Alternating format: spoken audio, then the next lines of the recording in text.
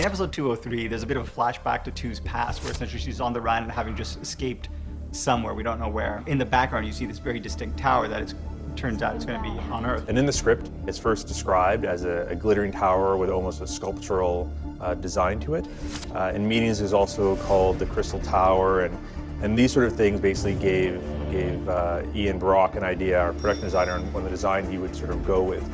We wanted something distinct, so essentially we went to Ian Brock, who's our production designer, and he went to his artist, and he basically came up with, I think it was like 25 or 26 options. We had them all laid out on the table in our boardroom, and everyone sort of weighed in, the director, the producers, on which ones they liked. So Fuse Effects, based out of Vancouver, then took over, and they basically, with their supervisor, Sean, really fleshed out the final bits of the tower. So I mean, that was really the genesis. I mean, we just said, cool building. So at the end of our set, we have a huge blue screen that's sort of lit there, so we can have a cutout and we can key it and then put our stuff in the background. Doing the blue screen also allowed us to keep a lot of really great detail. The art department built this amazing set that has tarps and little bits of metal and steam pumping out. So we wanted to make sure we kept all of those elements alive.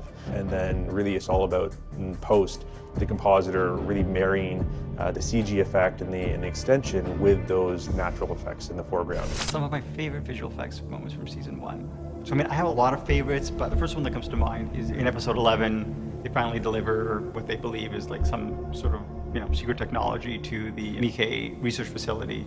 And it turns out it's a white hole bomb, and it blows up the entire planet. I think that was like probably the most spectacular visual effect we did that season.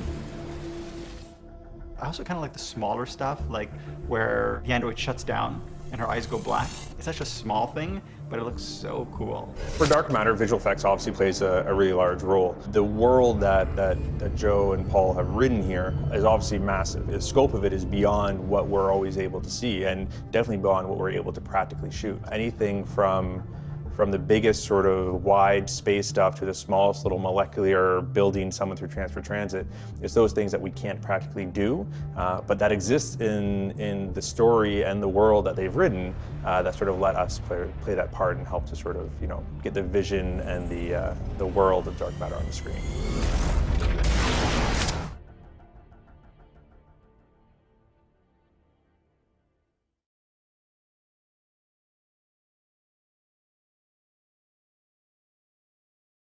This is Bubba. This is Lulu. Other one's Pip. What do you name the knife you keep in your boot? I don't name the knife in my boot. I think I am psycho. Hi, my name is Lisa, and I was the on-set key props for the first season, and I am now the buyer and one of the builders.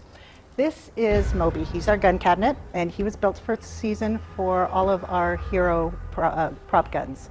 All of our heroes who have holsters that they used to wear on a regular basis have a space on the top row there. We have a variety of different levels of rubber guns. I'm not sure if you can tell the difference that that's not a real weapon. So it's got a little bit of a give to it. We carry them around sort of if we have to wear them for long periods of time. These are completely rubber.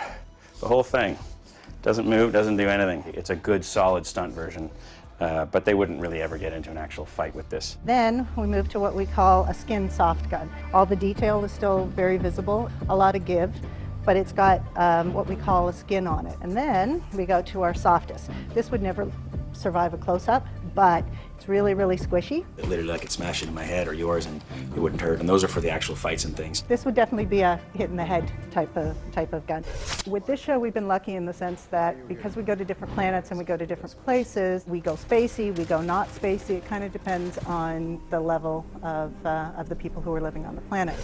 This is number 2's gun, and she actually wears 2 of them. And then this entire section here has been added. Probably the spaciest gun that we have. This is an example really of something that almost hasn't been modified at all. This is Nikki. This is Roger number 6's gun. The only thing that's been done to this is that this scope slash flashlight slash whatever you want to call it has been added to it, and the rest is as it was purchased. Number 1 and 4 have the same gun, and the modifications on this one were very simple. We have this piece that's been built on top, we've got an extender on the front, and we have this rail on the side.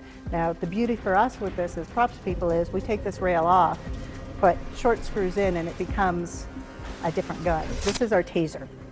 And this taser came from the prison, and it's given us the ability to have a weapon that actually isn't lethal.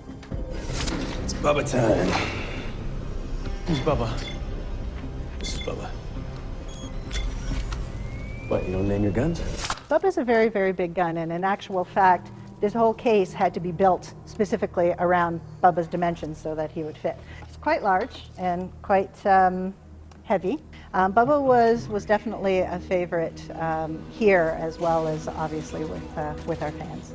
Figuring out what Bubba was sort of half the fun of that gun. You know, you'd expect him to do something, and he wouldn't. You know, he would bounce someone off a wall and they'd be alive. You know, you'd shoot a couple times and then the battery would be done. Plus, he's just so freaking heavy and massive. You're lugging